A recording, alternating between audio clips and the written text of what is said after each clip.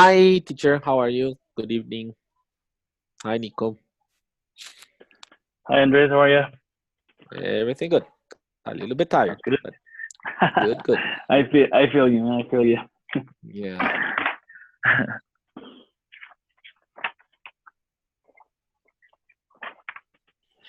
Let's see. When do you guys finish your classes at school? Well, I actually work on a calendar B school, Okay. so we are right, and it's divided. The year is divided in trimesters. So we are actually in exam week, and this weekend we have to hand in grades and everything. So it's been a tough week. And I go up to the 13th of December the 13th. Okay. So So I one still month. have a month left, yes. Yes. And this week has been terrible. It's been a lot of work, Well, but but we're almost there. yeah, almost. Then you will finish the semester in 2 weeks, so you will have more time for your work. Yeah, that's the other thing that with the university it takes also time. So that last couple of weeks I will be like only focused on work, and the first couple of weeks of the after we come back. But I actually have to come back to work the 7th of January. My goodness. Okay. It's just a couple of weeks and coming back. Yeah, like 15 days. Yeah, 20 days, actually. like, yeah, 3 weeks. 3 weeks. Yeah.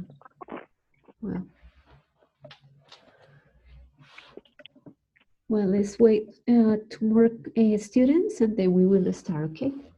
Okay. Sure, no problem.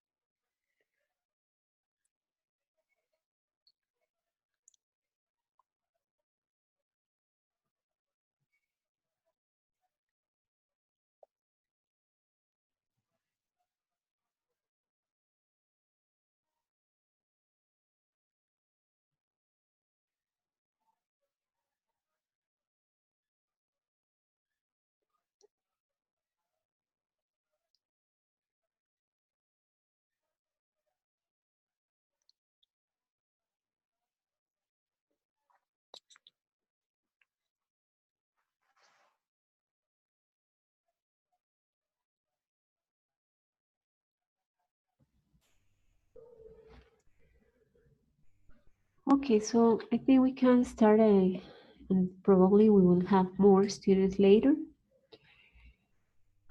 As you see on the screen, the title of our encounter tonight is Synectics as a Creative Learning Strategy, which is the reading that you had last week.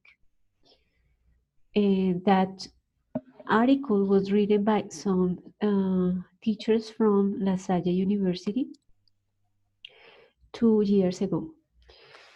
So we're going to review the information I'm going to ask you to answer some questions, to choose a question and answer the question. So I will start by showing you the questions that are related to the reading. So the first one is, what's synectics? What's a learning strategy? What techniques can teachers use to promote creativity? What's an analogy? What are the type of analogies and structure proposed by synetics?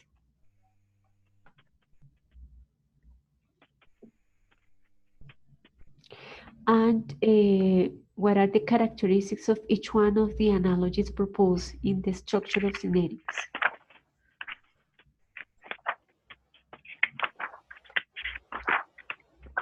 Then what is the problem that the research that you read wants to address? And that will be the end. Oh no, okay, we have here other. What are the teachers' and students' attitudes that impede the development of creativity?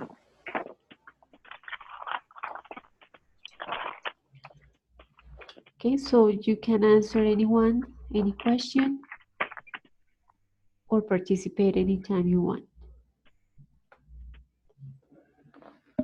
So here we have the first questions. If any of you remember the definition of synetics, or you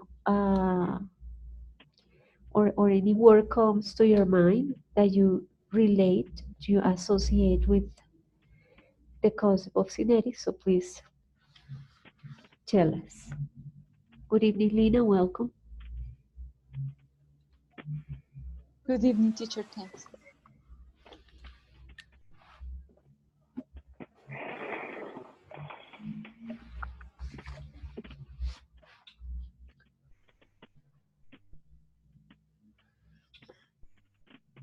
Remember that in the previous encounter we talked about how to promote creativity, and synetics is a way to promote creativity. So what words do you associate with that concept?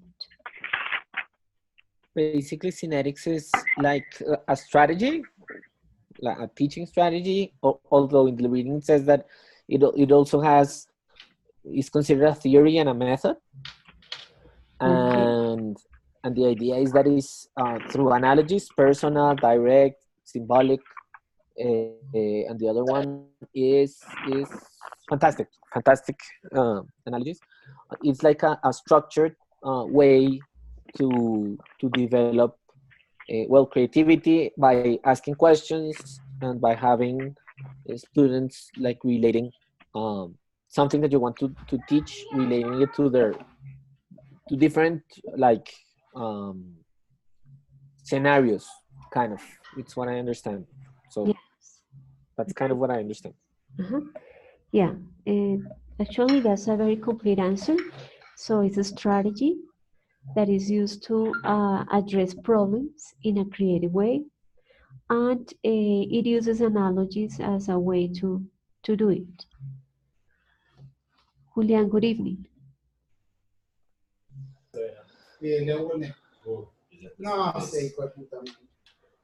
Giovanni, good evening.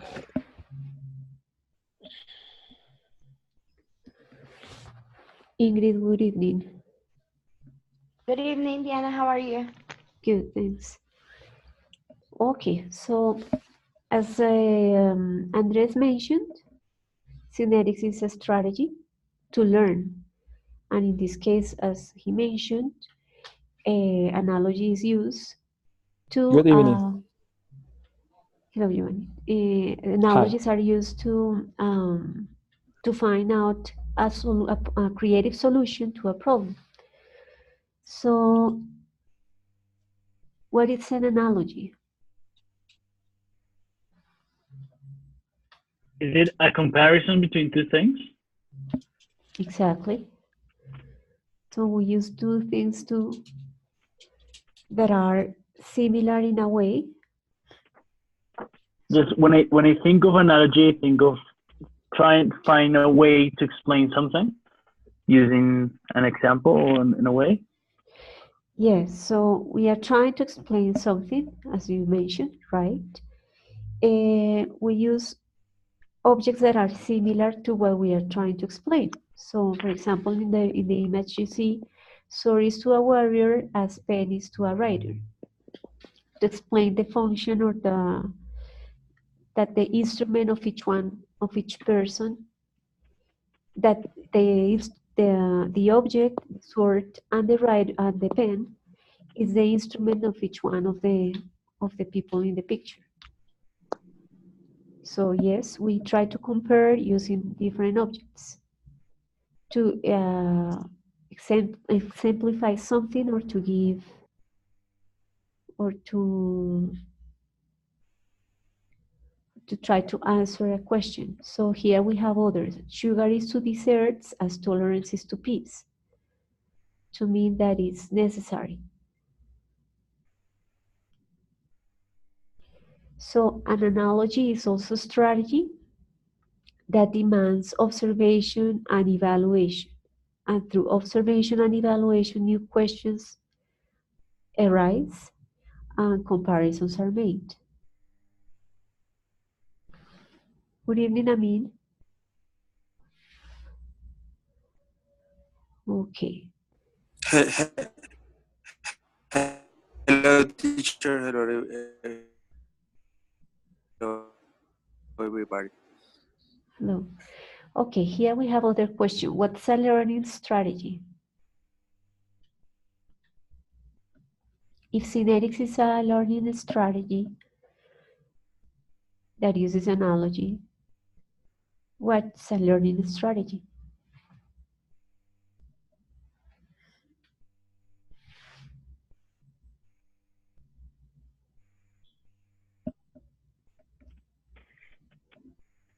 I would say just probably the personal way of acquiring of getting new knowledge. Okay, good. It's a way to get new knowledge, to learn something, right? And if it's a strategy, that entails that it has what? Or it is composed by what? Or it requires what? I think it requires steps, like specific steps or specific, um, yeah, a specific step by step or specific characteristics or actions that somebody should do to learn. Very good. So strategy is like a plan with some stages or steps to get to an objective. What else? What else do you consider that a strategy should have Teacher, besides the stages?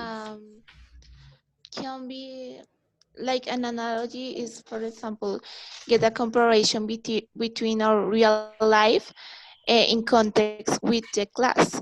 So, for example, in the reading appears something like the plan to plan like the problem, initial problem. So we have to propose an initial problem, and after that the students give their opinions about the analogies with the real life and propose and something like a purpose for correct the problem.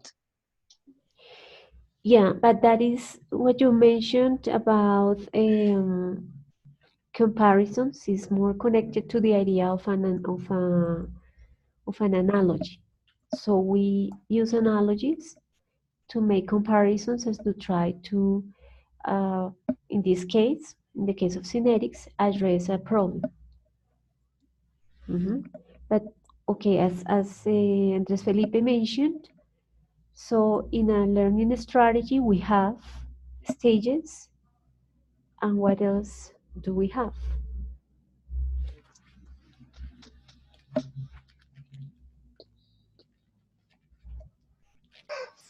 Teacher? Yes, Lina?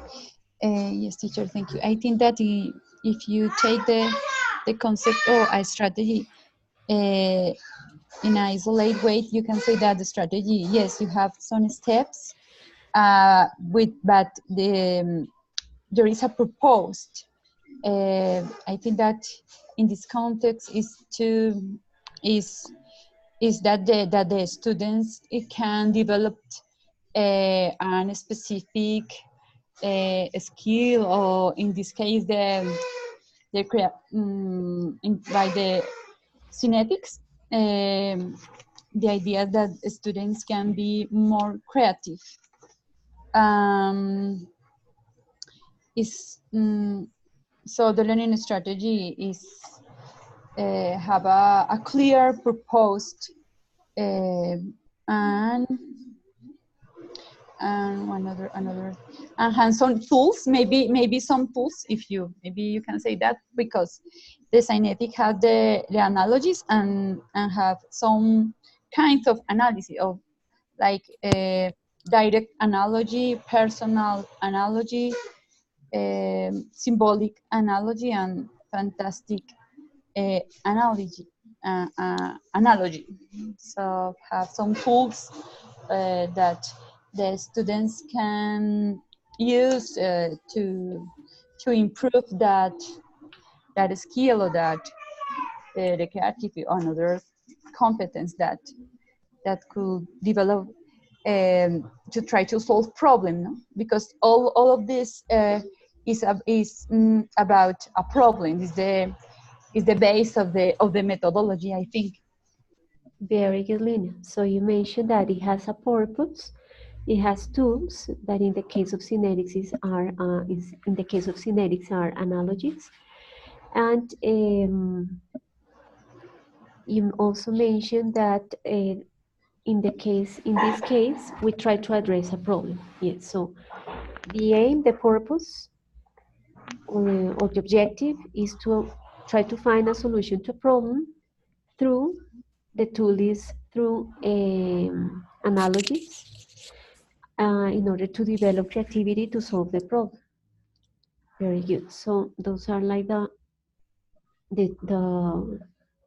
components of a learning strategy. So we have techniques, instruments, and a media to solve that problem.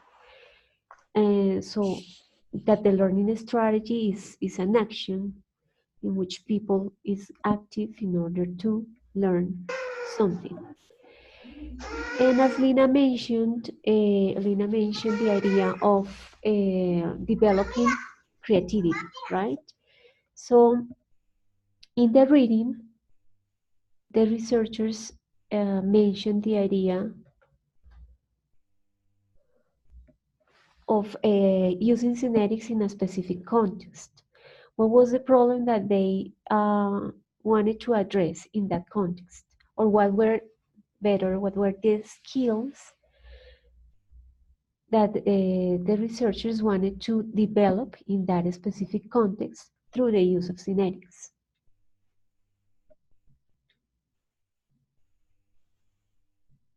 Teacher, can you please repeat the question? Yes, so in the reading you had information about a research that was going to be carried out in a specific school. In that school, the researchers wanted to address a specific problem. They wanted to develop on students specific skills.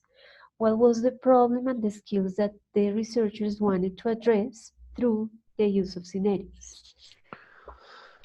Well, the thing is that what it says is that they wanted to teach, like, I don't know, I guess that in English it would be like citizenship, kind of, Exactly, yes. and they wanted to teach citizenship skills. And the problem that they had is that in general the school or the people in the school or other teachers were limiting that teaching or those skills only to the social studies classes. So they wanted to develop a strategy within the school in which students were taught in a more cold way, in a more holistic way, and that those type of citizenship skills could be taught not only from not only from the social studies class, but from all the classes, and in a creative way that would include that in every class they could be taught in that way. So they could become critical, analytical, creative, and good citizens. Okay, very good. So they were trying to develop on students some skills to be good citizens. And they identify exactly some competences that they wanted the students to develop. Do you guys remember those competences that are related to citizenship?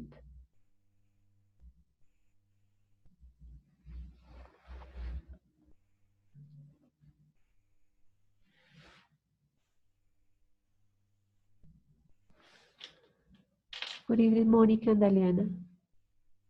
Good evening, teacher. How are you? Good evening, teacher. Good.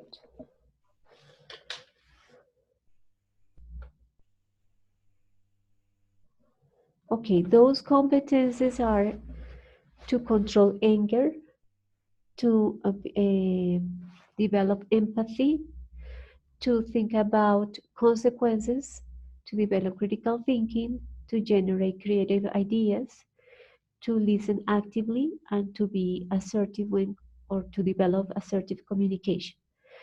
So, in order to develop citizenship competences, a person needs to develop these competences.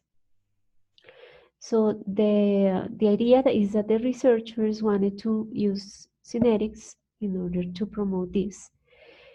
Do you guys remember how many classes or hours did they plan for developing those competences?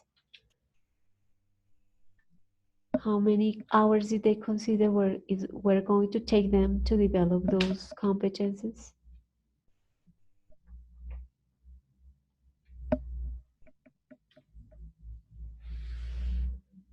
I do remember the grades where it took place, that it was like 6, 7, 8, and 9th grade, but I don't remember the number of hours. I found it. It was 1 month, 90 minutes per week. Okay, so that means 360 Minutes. minutes, exactly.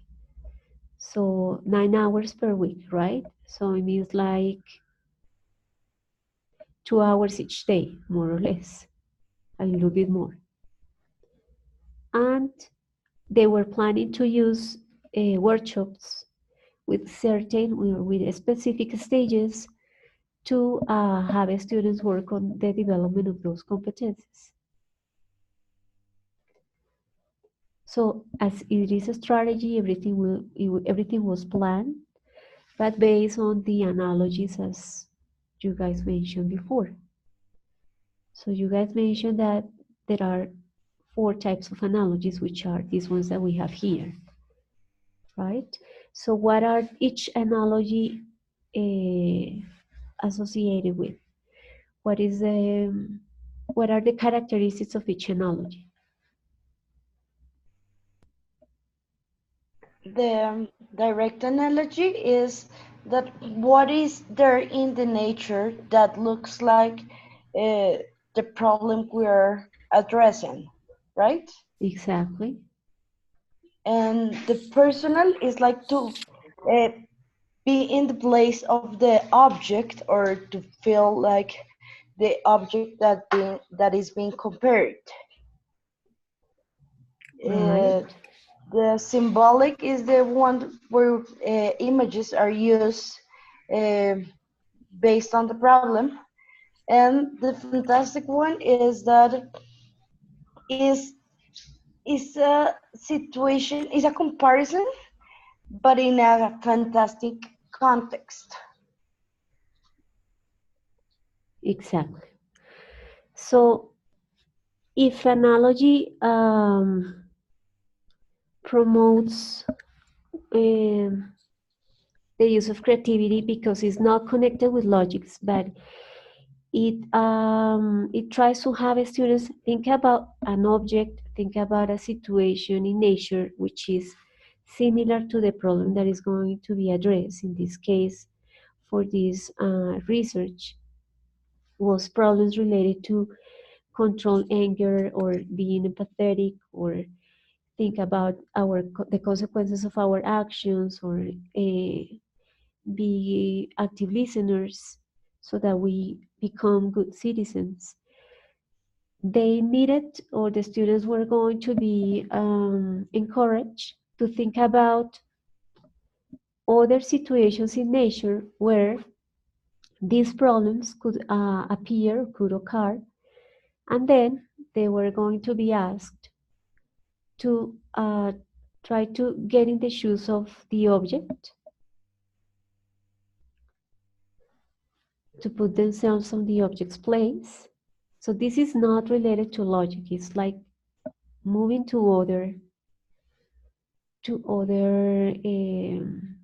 way of thinking. It's not like the normal way or the usual way to solve a problem. It's like trying to find out something similar, trying to put on the object's place. Then they had to use images related to the problem. Then they had to think about a fantastic context to finally apply those analogies to the real situation.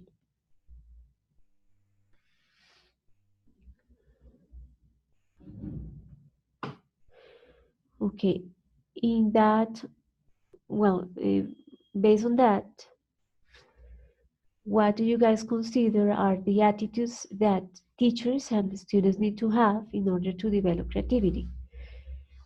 The ones that impede creativity are fear and conditioning, right? So I think that one basic is to be open-minded. So that's kind of like the opposite to be conditioned and actually to fear. So one would be to be open-minded, so be able to uh, think outside the box and to not just be like uh, inside a structure, but try to go outside the structure. And the other thing that I think there should be is that there should be an environment of trust. There should be like um, there should be like enough trust so that people could feel confident enough to participate. And in this case that we're talking about going to fantastic things before getting to the real problem, be able to be confident enough to say whatever comes to mind, and then understand that that's actually that it could be good, or that maybe it could be sound at the beginning absurd, but that eventually it could take you to solve the actual problem. I mean, to be able to brainstorm. So I think that is open-minded and being confident.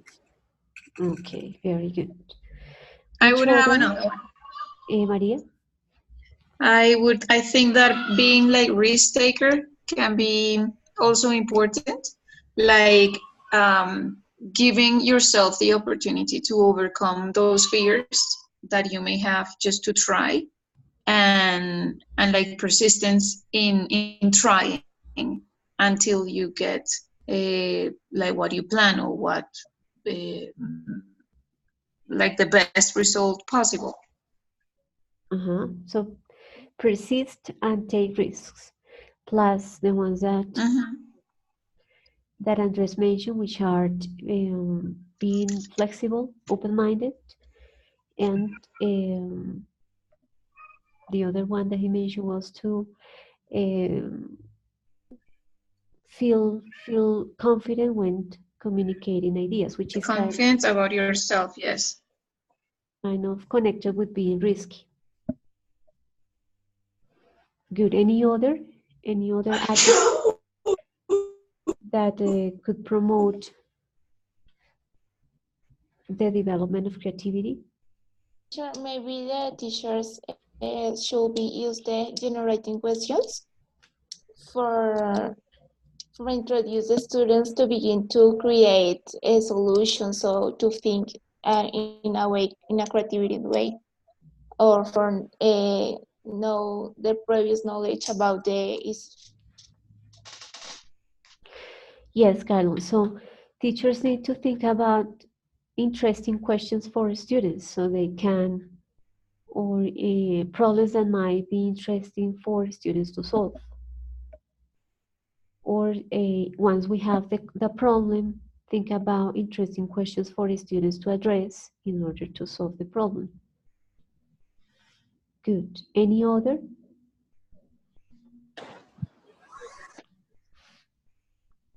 Teacher me, Julian. Julian, yes. Tell me. Yeah. The study animate to count what strategies teacher used to stranger the development of cities skill. They wanted to count which strategy used be the teachers were creative. Um, the proposed synthetic as a creative teaching strategy. But I think this. Yeah, so creativity is used or is promoted through the stages that or the analogies that were mentioned, like the personal one, the direct one, symbolic, and the fantastic analogy. So the idea with that reading was like to present some information about a research in that addressed how to develop creativity to solve problems using analogies. Right. Teacher, Jasmine? teacher, I think that should be mandatory to do a creative class uh, uh, for to get out of their routine, week routine. Besides, because it's a form of educate for life and not only exams. Yeah, so definitely it requires to do something different in class. Mm-hmm. In this case, in order to solve a problem. Okay, any other attitude that is necessary? Teacher, maybe not an attitude, but an activity could be organized forums between the students, or maybe, I don't know, make like a versus between the half to the class, defending a issue. I don't know, like I don't know, how do you say debate? Debate. Debate, okay. Maybe organize a debate or a forum could be a good option for opening the creativity. Okay, but in this special case, Synetics already has the tools, which are the analogies. Okay. So what the teacher needs to promote is the use of those analogies to try to solve the problem. Here we have, good evening, Monica. Monica Molina. Okay, here we have other attitudes that impede the development of creativity. So lack of confidence, tendency to logics. If we always think that there is that problems need to be solved in the same way or with the same type of reasoning. Lack of flexibility and lack of tolerance towards diversity of thinking and acting.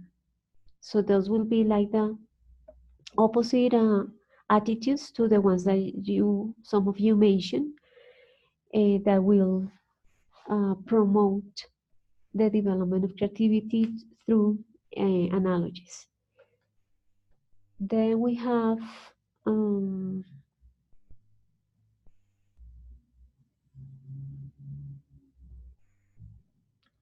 here we have like 6 other things that we can do to develop creativity. So could anybody please help me to read aloud? Ask interesting questions, respect students' answers and ideas, recognize and value original ideas, use different didactic methodologies, identify the potential creativity for each student, be aware that not all the ideas are creative. Okay, thank you, George. Were you reading the slide, Jorge? Yeah, I was. Because I can see only like your name big with big letters. I cannot see the slide. I see the slide like a little picture on top of your big name, but nothing else. I don't know, but why is that? I don't know. Anyway, don't worry. That's all right. Okay, so this is connected to projects because it will take some classes. We said that it will take about 20 classes to work on the development of the 8 competences that the researchers wanted to develop connected to citizenship development development. So that's why it would be a project, but it would be based on analogies. So I would think, or I would, I consider that we could address other issues related to moral or related to attitudes or related to behavior in our classes because it's connected to human problems. But I would like you to tell me or to tell the class which other problems do you consider that could be addressed through this strategy in our English classes. Besides the ones that I mentioned, which are the ones related to moral, the ones related to attitudes, behaviors. Maybe to explain some vocabulary or to explain a context or of a story, it can be useful the analogies. I mean, those could be tools. Yeah, those could be tools that could be the source of analogies. But in order to use synetics, we need to think about a problem that they have to solve through the use of those analogies. What problems do you consider that students could solve? Well, I actually think that maybe we could, if you are putting it in an English class context that you want to teach like kind of culture and yes, cultures around the world or whatever, or English speaking cultures, if that's kind of the focus, it could be like situations that you could live, for example, when traveling, or situations that you could live as a foreign person in an English speaking country. So maybe different situations that where maybe you would need to find a solution, like I don't know, getting lost in a city, or needing to get to a place in the city and you don't know how, or needing to pay for something and you don't know how to do it, or something like that. I don't know, maybe comes to mind. Okay, so how to deal with um, language or with cultural differences when staying in other country. Okay. Yeah, I think what Andres said is very accurate, because I feel like the hardest part, when for me, that's my personal opinion, but it is that people are afraid of of speaking, yeah, of putting themselves out there. So I pretty think you this analogies approach would be useful to kind of think what would a foreigner do if he was in Colombia. For example, when you see a Canadian person in Colombia, they are kind of relaxed. They're not afraid of speaking to people. But if we put ourselves in their country, then we are afraid. So I think making that analogy will be useful, because Okay. it's the same thing. It's like, what's different? I mean, they're not in their own country, but they feel relaxed. They're not afraid of speaking. If you see any foreigner here in Colombia, they're just very happy to talk. They don't care how bad their Spanish is, and they're happy.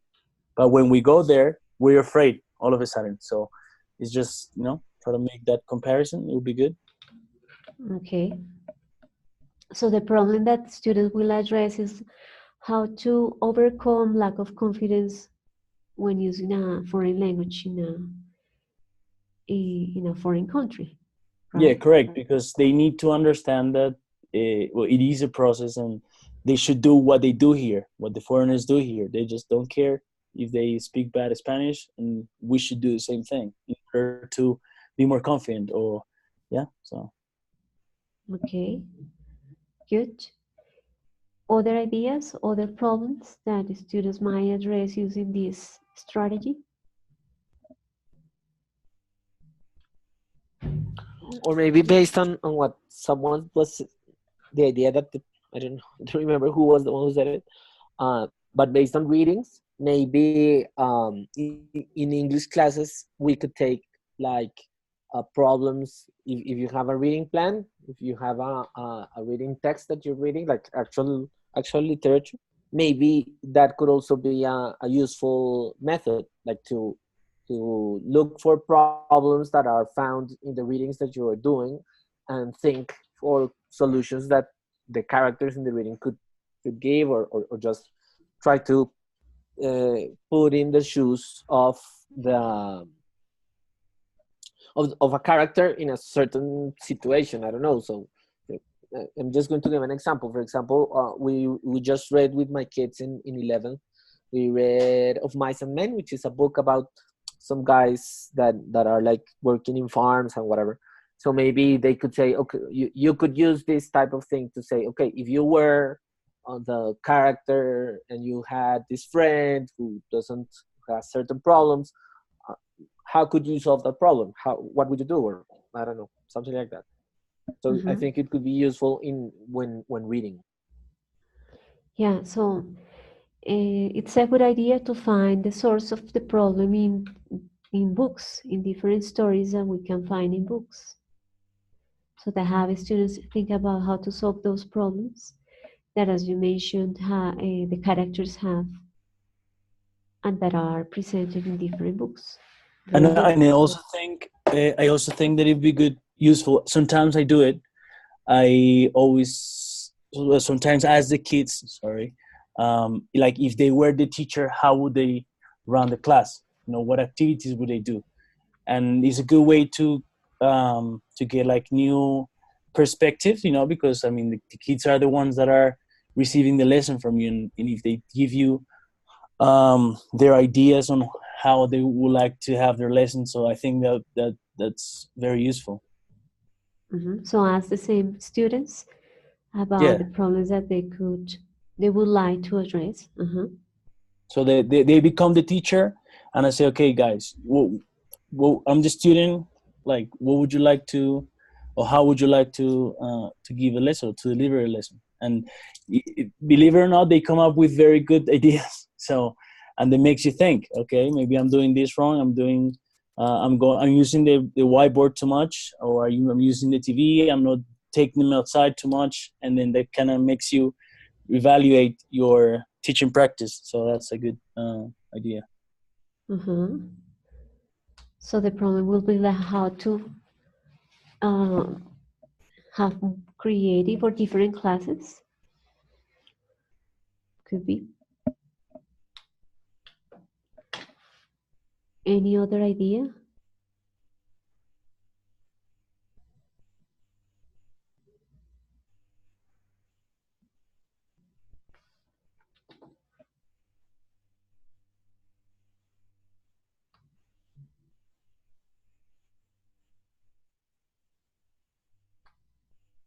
Teacher, can you hear me? Yes, I can hear you. Okay. Hi, good evening.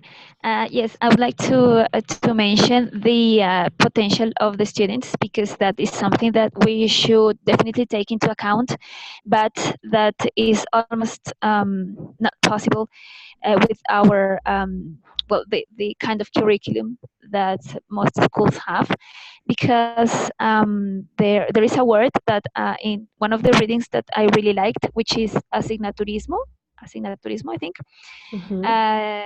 which is about having too many subjects and too many topics in these subjects. And we, as teachers, we are supposed to accomplish all of the achievements or goals that we have for each subject, but it's almost impossible to to respect or to take into account or to help our students to develop their potential, because we are too busy doing all of the other stuff that the school, or well, that is mandatory in the schools. I say this because if we pay more attention to our students' potential, we could help them develop skills that go with their potential, their own potential, right? Instead of well, here maybe this sentence can help understand my point, and it's also a sentence from the readings, and it said that schools are too worried about making students learn too much, but not be experienced in much, in many things, right? So that's I don't know if you can understand my point. Yes, If I make so myself the problem, to address the problem of lack of flexibility in classes, so that we don't only um, take into account the requirements of the school in terms of contents, but also have, as you mentioned, in mind students' potentiality to be creative and to apply what they learned. Sometimes we are very worried about teaching students contents, but they don't know how to apply them in real life. So I think that's the idea with the information that you just shared. Yes, teacher, that's right. Thanks. Thank you, Monica. Okay, any other idea? I think it is more effective, or it's easier to address problems that relate to feelings. Yeah. So to express the feelings, or for example, when you're a homeroom teacher and you need to talk about self-esteem, or how to express your feelings, or it is good to use this kind of structure to help them uh, express their ideas and get to an answer, to a solution to their thoughts, to their problems. Good. So how they can deal with the emotions, different emotions like self-esteem. It could be a good problem that could be addressed with this strategy in a class, with a plan, so that it will be a project that that students will carry out, and that they will use the different um, types of analogy to address the problems related to self-esteem. Okay, or any other, as you mentioned, any other emotion. Okay, any other idea?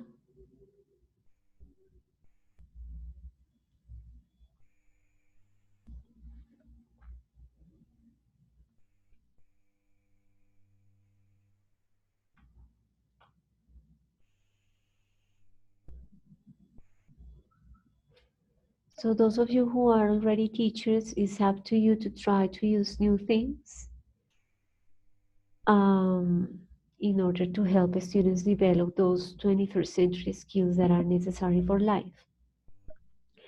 These are just some ideas that you help to share with your classmates, but the objective is to have you actually use them in your classes. So it will be nice if you tried any of the things that we have discussed in our encounters to help the students learn in a different way. Any question or any comment that you have that you want to share before we finish?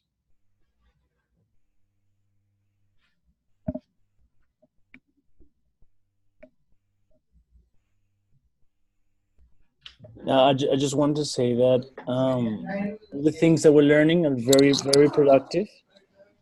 I'm applying them in school and I can see the benefits, but at the same time, I can see that the school is very narrow-minded and it doesn't allow like room for new things. So that kind of makes things harder. But I mean, the good thing is that I'm trying new things, and I'm sure some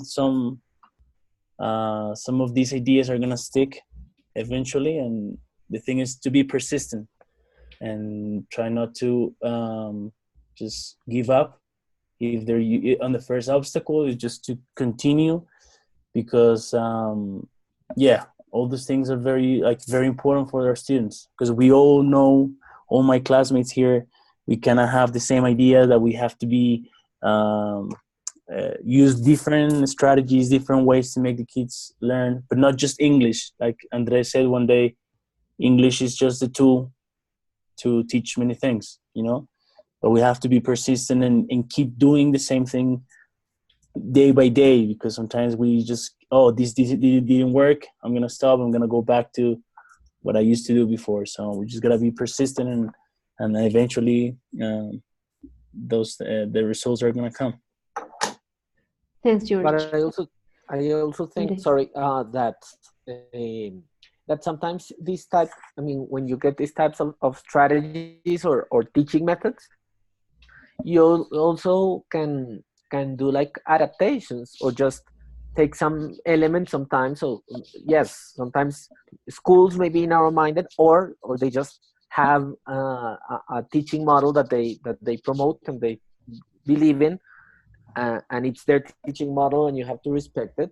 And sometimes but I think that maybe this type of strategy not always means to like change your teaching, or overhaul the whole teaching method in school.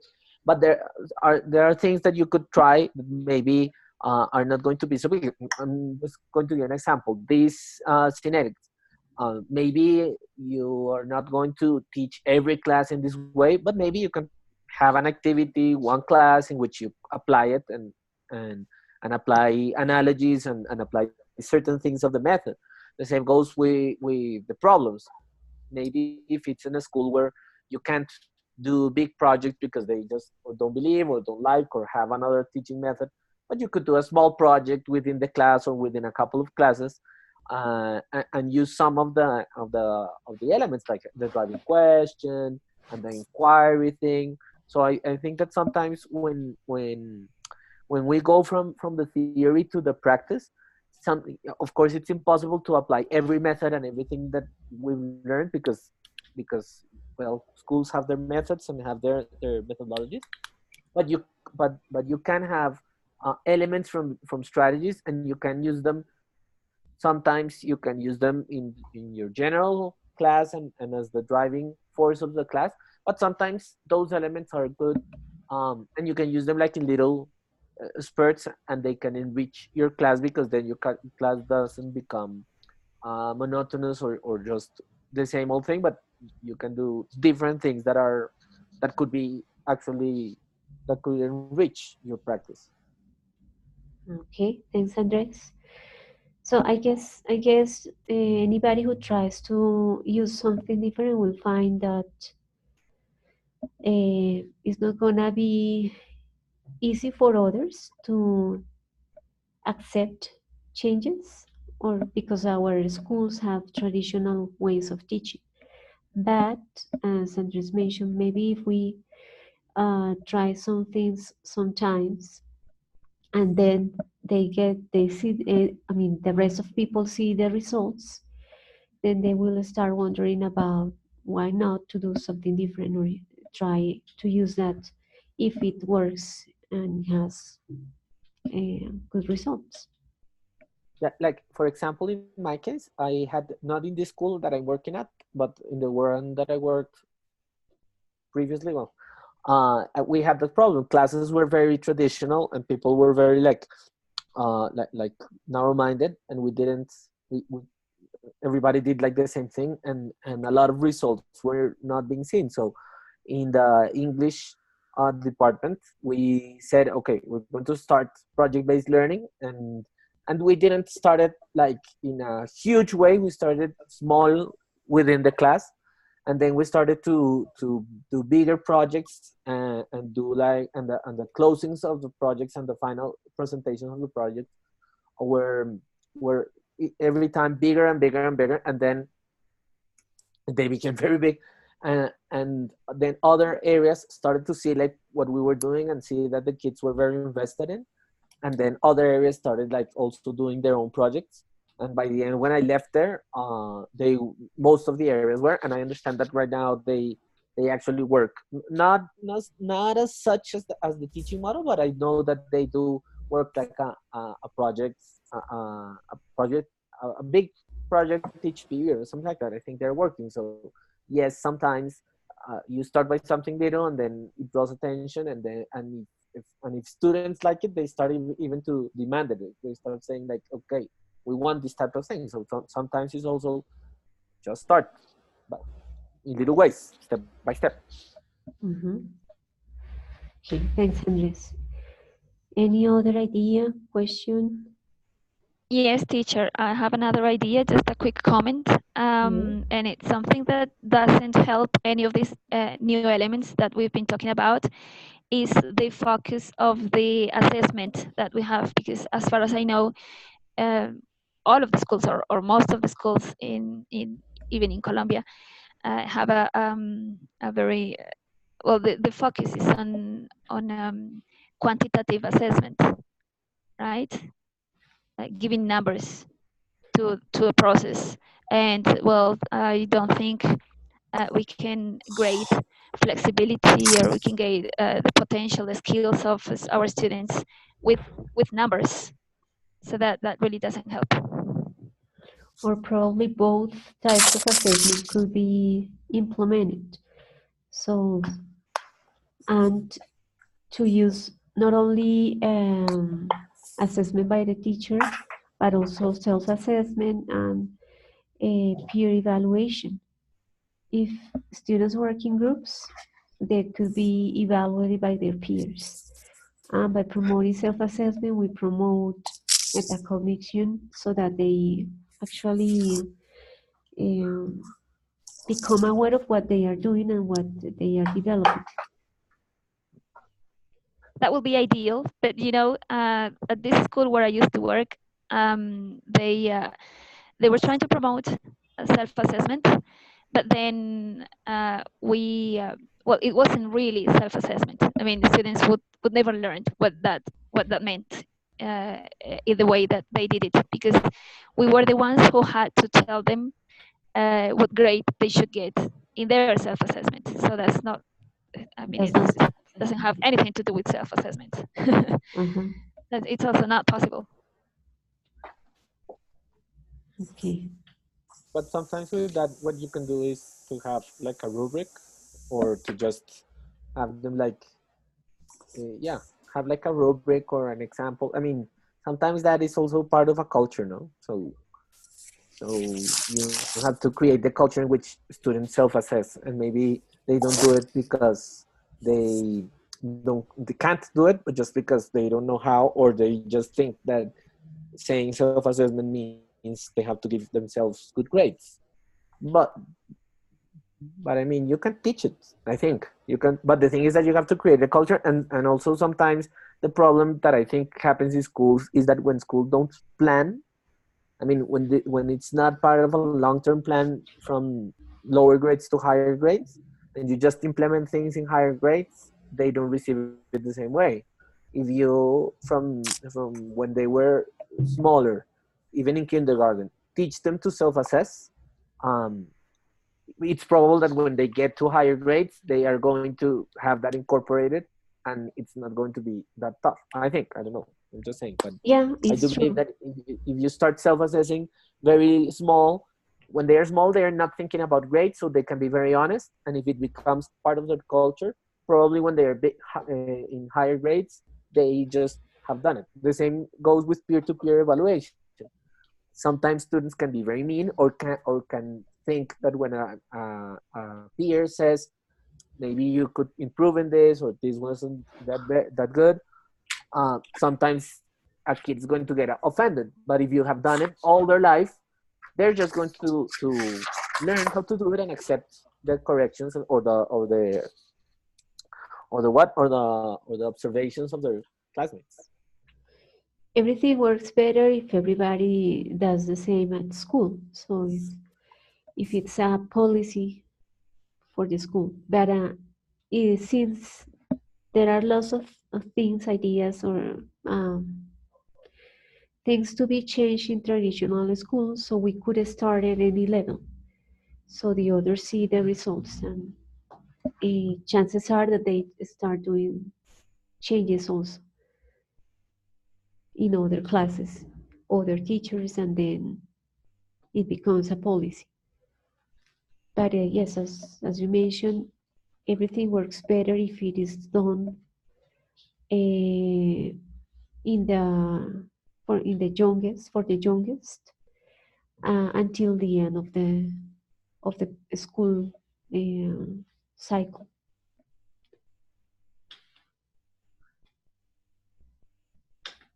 Good. Any other comment or idea or question? Teacher, it's like a comment according with the self-evaluation, cause the last period in my college, one teacher made that we do like a essay, but the essay was about our self-evaluation. So in the essay we must we could include aspects like what are we doing for failed or be rate, and what will we leave it to we could increase. So what were our fails and our opportunities or for increase.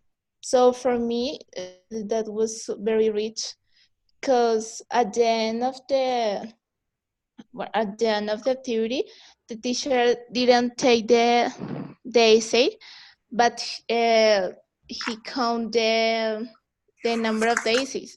So that was the condition that everyone do that, and he give us a grade. But the main idea was that we reflect about our process, about our learning process. So I think that it is more it is best for us, because it gives us a look over all that we are doing, and not only you arrive early all times or something Yeah, like this, you're because right. Yeah, there it's is. a very good idea because it requires that the students actually write the justification of the actions that they carried out during the course. So, as you mentioned, the teacher asks you to write what actions you took, what actions you made in order to learn, or the opposite, in order to fail. If you so is the student the one who needs to justify the answer. So in that order, in that example, it will be better for the students. to actually reflect. Thank you Yes, for teacher. sharing that, Carol. Okay.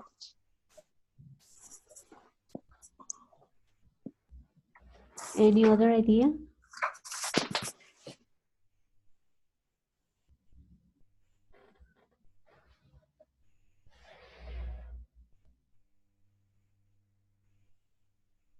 Okay, so thanks all of you who share your ideas, who share your opinions. Hopefully we implement these things that we have reviewed in our encounters, in our classes. And we are about to finish the semester, so you will work on 2 more activities, 2 more tasks. The one that you are doing this week and the one that you will hand in next 24th of November. And that will be the end of the course. And so that means next Thursday will be our last encounter? Yeah, that means next Thursday will be our last encounter. I'm working on correcting your tasks. Today I uploaded the feedback of one of the tasks. Tomorrow I will upload the feedback of a different one. So hopefully for our next encounter you will have the grades, the complete grades from weeks 1 to 7. I'm planning to publish them Teacher. before our next encounter. Yes. Good evening, teacher. Good evening. Teacher, talking about the test, we have to make a test the 17th of November. It's about 5 YouTube video. I was watching the YouTube video yesterday, and I wanted to make the questionnaire, but was impossible because they asked me a password. How do I get the password? But I email all of you. And wrote the password. Yeah, it's in a personal message. Yeah, it's in my email. No, through the virtual platform. I don't know if it is the same for all of us, but it was like four zeros, right? 4 yeah, okay. zeros? 4 zeros or 4 ones? Yes, I think Ones. 4 ones. 4 ones. Okay, thank you. I don't remember. Okay. Okay, so thank you so much. Okay. Okay. Thank you, everybody, for joining the encounter. See you next week. Okay, teachers. Okay. See you next week. Bye. Bye-bye. See you. Thank you, Miss Ellis. Thank you, all of you.